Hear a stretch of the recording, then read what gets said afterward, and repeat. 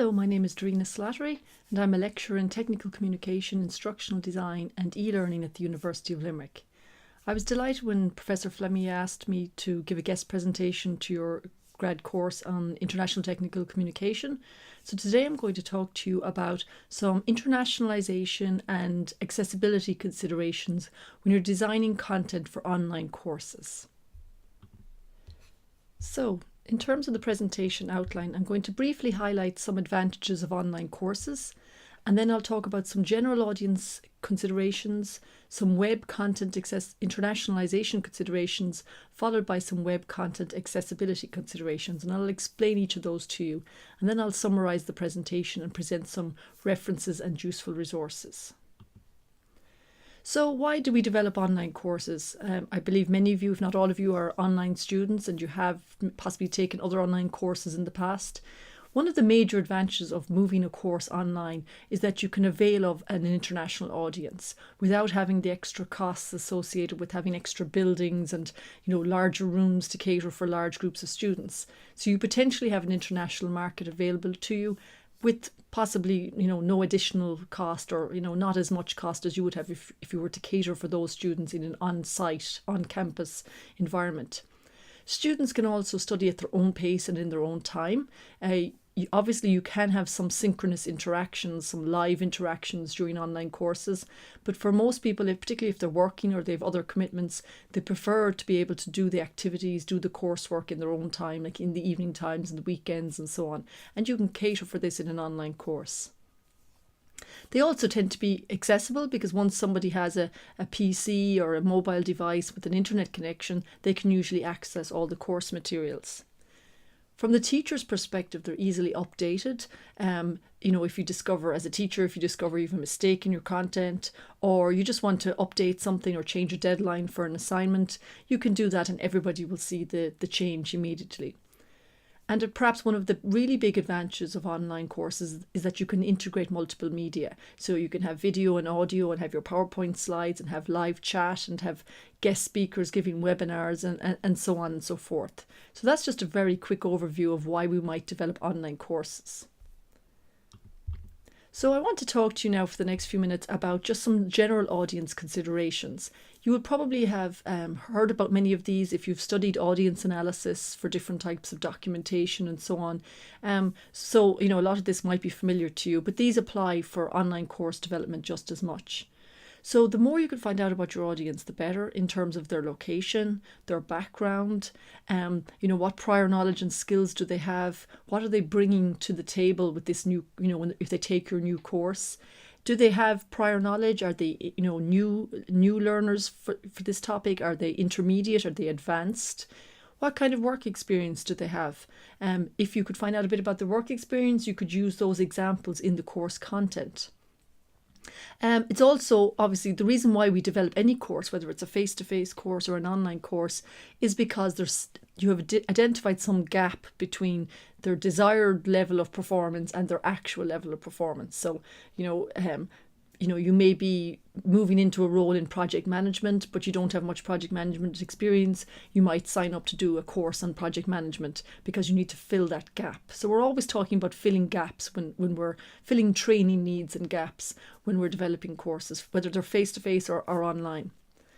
I'm sure Professor Fleming will be talking to you a lot about language and cultural differences, cross-cultural communication and so on. It's very important that we know, for example, in our audience, have we got some people, are they non-native speakers? If the course is going to be in English, you need to know, is it going to be a mixture of native and non-native speakers? Because that will dictate what kind of assignments you give your students. It'll dictate whether or not you have live chat or whether you'll have more asynchronous or delayed online interactions. Some people, if they're not native speakers, for example, will not feel as comfortable engaging in a live chat session as they would in maybe corresponding via email. Cultural differences are really important to us, as we know, because we need to know about people's cultural background because it will impact the kind of writing style and tone that we're going to use. We need to be careful about using humour. It'll dictate the kinds of images we use, the kinds of examples we use, but also in terms of interacting with people from different cultures, we need to know about their holidays may be different to our holidays. You have to respect their religious the days that they're celebrating from the religious perspective and so on. So we have to be, as knowledgeable as possible about the audience for which we're developing this content. We also need to be aware of the physical and mental characteristics of your audience if possible. I mean, you won't be able to find out everything, but if you found out, for example, that some people in your audience are not using a traditional desktop setup or a mobile device, they may be using some kind of screen reader because they may have sight difficulties, and the screen reader will actually read out the text that's on the screen to them. So if you knew that about your audience, that's going to impact maybe the kinds of interactions and activities you give your students to do. Not everybody will be interacting with the course content the way you interact with it. And I'll talk more about accessibility in a few minutes. And finally, it's very important to know about their specific interests and biases, really because you can tailor the course more to that audience. I mean, as we said, one of the major advantages of online is that we can tailor for a really large number of people. We can develop a course for a really large number of people, but people like to feel that the course content is highly relevant to their particular interests and so on. Okay? So I want to talk to you now for the next few minutes about some web content internationalization considerations. So I know you're taking a course in international technical communication, so you're aware of, how all the nuances and things you have to consider when you're developing content for an international audience. So when we're talking about web content, which is what you have in a web-based online course, here are some guidelines here on slide 5. So one of them, for example, is try and use generic icons whenever you can. So an example of a generic icon would be the little envelope icon. When we see that at the bottom of a screen, most of us immediately assume that that's an email link. Okay. Likewise, if we see a little icon of a house or a home in the top left corner, we'll assume that that's when you click on that, it'll bring you back to the home page. Okay. So try to use those generic icons consistently. Whenever possible, like don't use them for something that's unexpected. But also, of course, there will be times when you have to have very specific customized icons that are only relevant to what you're doing in your course. So when you do have to develop your own graphics then that aren't generic, be careful of having text embedded in the graphic. So you might have a nice image and then you may place, let's say, a layer of text over that that's written in English. Well, if you wanted to translate that to cater for an international audience, usually what will happen is somebody will have to open that JPEG, let's say, in Photoshop or Paint and manually delete all the pixels and then write the translated word on top of it, okay? Whereas if you're smart about it and you use something like a PNG file format, and some of you might be familiar with Fireworks, for example, and other tools, they accept PNG, it's possible to actually save each different item as a different layer and then just delete the layer, for example, the text that you don't want, and then just type in the new text. It's really easy to do that. And there's lots of little practical things like that you can do. Be very careful with background color. Color has a lot of connotations with it in terms of, cultural and religious meanings and so on, but also in terms of providing sufficient contrast for your readers. So having, let's say, light grey text on a medium grey background will not provide sufficient contrast. But likewise, having, like, say, red text on a blue background or green on red can be very difficult for people to perceive. Even people who are not colourblind will find that kind of colour combination very difficult to read. Be very careful of things like local formatting conventions. So, for example, when I'm using Microsoft Word and if I click on File Print, the default page setup will be A4 because I'm using the Irish UK version of Microsoft Word. But for you, it'll probably be letter format, okay? So people expect their software to be localized to their particular conventions. And the same goes for when you're developing web content. Don't assume, for example, that everybody is going to be, referring to US dollars or, just be careful about those kinds of conventions, that things are different in different countries. Consider linguistic and cultural differences. We've touched on that already, and I'm sure Professor Flamia will be talking to you about that in a lot more detail as well in her course. That will impact things like the images you use, the tone, if you have some audio, the kind of accent you might choose, and so on. Allow room for expansion in tables. So we often use tables to structure our content on a website, and the same goes for web-based courses because it kind of keeps things in columns and rows and so on. But if you have you should aim to have an expandable or a responsive type table that if the text is later translated, let's say into German, that it will resize to fit that text. Otherwise, it would be truncated.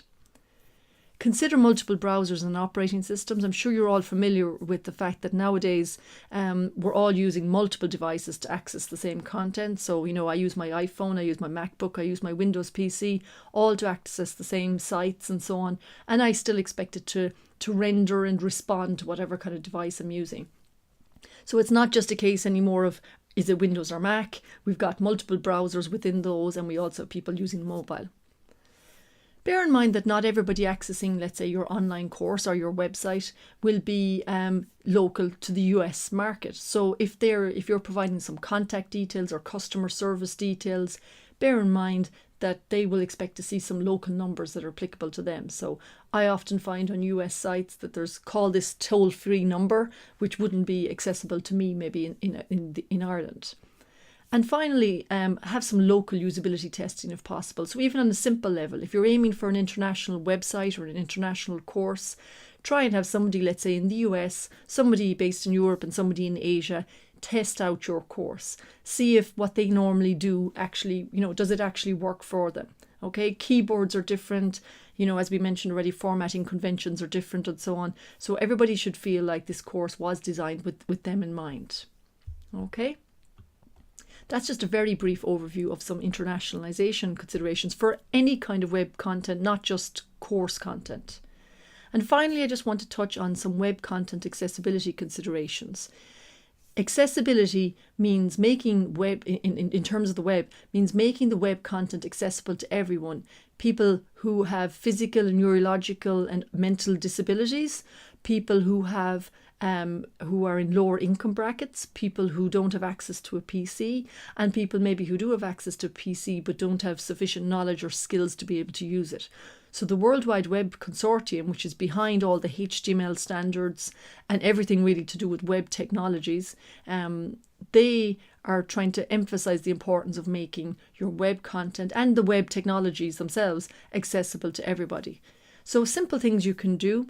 Anytime you insert an image into a web page or a web-based course, provide alternative text for it. So you may have noticed sometimes on websites, if you hover the mouse over an image, a text box will pop up and maybe explaining what the image is.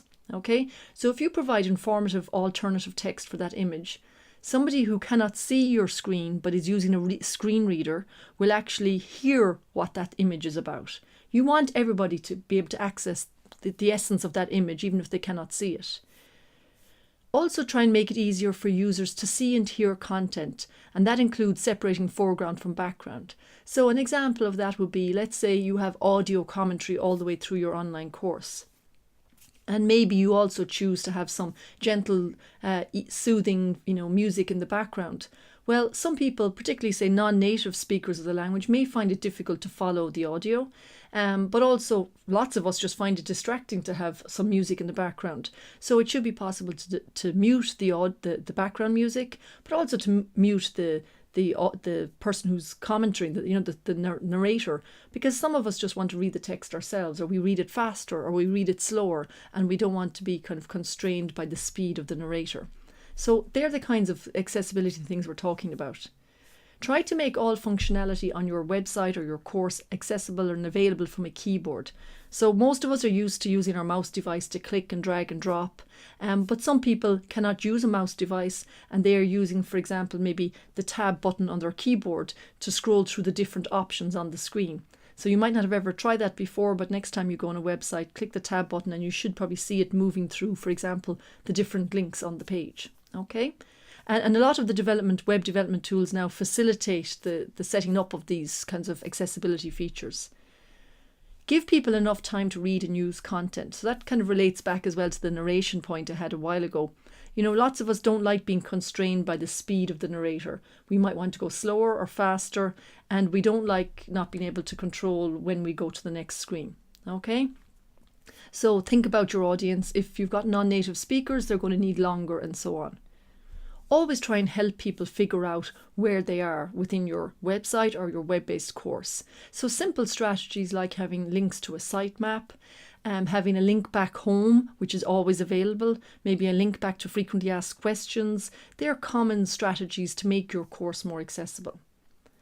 Obviously, we need to make sure the content is readable and understandable. We need to write in clear language, avoid the use of jargon, or if we have to use some technical terms, have links to a glossary of terms or a little pop-up that when you hover over the complex term, it appears. So we need to write clearly, appropriate writing style and tone, use of plain English, and so on.